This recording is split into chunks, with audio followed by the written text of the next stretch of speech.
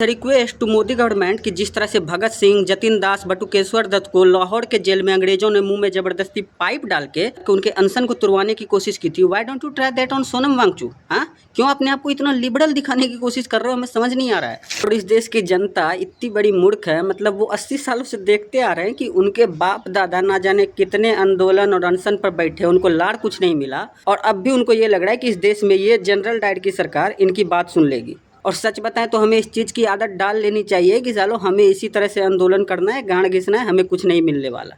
और इस देश की जेनजी में इतना गूदा भी नहीं है तुम सालो नेपाल की तरह उठ के बड़ा प्रोटेस्ट कर सको, नहीं है गूदा। और सच बताएं तो सोनम वांगचू सर को भी समझना चाहिए, वो जो इस उम्मीद में बैठे हैं कि आज नहीं तो कल गवर्नमेंट को फ़र्क पड़ेगा। गवर्नमेंट को फ़र्क पड़ना तो दूर छोड़िए ना, आप 22 मिलियन जो फॉलोवर हैं सीजीपी के, उसमें से कितनों को फ़र्क पड़ रहा है? आप इतने दिनों से अनशन पे बैठे हैं 22 मिलियन फॉलोवर लेके, फिर भी 200 लोग प्रोटेस्ट में जमा नहीं हो पा रहे हैं। क्या फ़र्क पड़ रहा है इस देश को? कोई फ़र्क नहीं पड़ रहा है। इस देश के लोगों को ना हैशटैग ट्विटर कैंपेन की आदत पड़ चुकी है, वो घर बैठे क्रांति लाना चाहते हैं, सच बताएं तो। और इस 22 मिलियन फॉलोवर में कुछ फॉलोवर तो ऐसे हैं, उन्होंने सिर्फ इसलिए फॉलो किया हुआ है कि उन्हें सिर्फ बीजेपी पसंद नहीं है, उनके पसंद की सरकार आनी चाहिए, चाहे वो कोई भी हो बीजेपी के अलावा, इसीलिए वो फॉलो करके बैठे हैं और वो इसी में खुश हो रहे हैं कि बीजेपी का विरोध हो रहा है।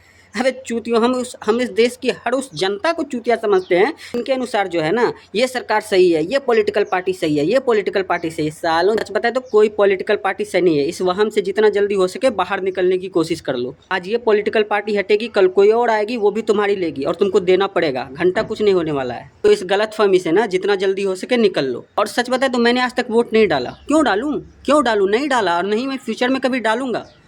किसको डालूं? हाँ, कौन साले, सब साले चोर खड़े हो रहे हैं इलेक्शन में, साले चोर खड़े हो रहे हैं, चोर ही जीत रहे हैं, सीधी सी बात है। क्यों डालूं वोट? और एक जो तंबूरा पकड़ा दिया गया हम लोगों को नोटा का बटन दबा के, और नोटा का बटन दबा के उससे क्या हो जाएगा?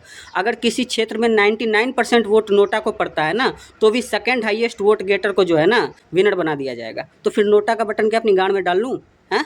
इस देश में झूठी वहम पाली हुई जनता, और स्पेशली सोनम वांगचू सर को हम यही कहना चाहेंगे कि आप अगर ये सोच रहे हो ना कि इस देश में इस करप्ट सिस्टम के खिलाफ लड़ लोगे, तो सच बताए तो कुछ नहीं होने वाला है। तो हमें इस करप्ट सिस्टम की आदत डालनी पड़ेगी। किसी जानवर को अगर नए जंगल में छोड़ा जाता है ना, तो वो भी 10-15 दिन में उस इकोसिस्टम की आदत डाल लेती है। हम तो फिर भी यहाँ 80 साल से रह रहे हैं, तो यहाँ पे आप लोगों के लिए लड़ रहे हो। सच बताए तो लोगों को कोई फ़र्क नहीं पड़ रहा है। तो अपना और अपने परिवार का ख्याल रखना सीखो, और किसी भी तरह से इस देश में सर्वाइव करना सीख लो, जितना जल्दी हो सके वो बेहतर है।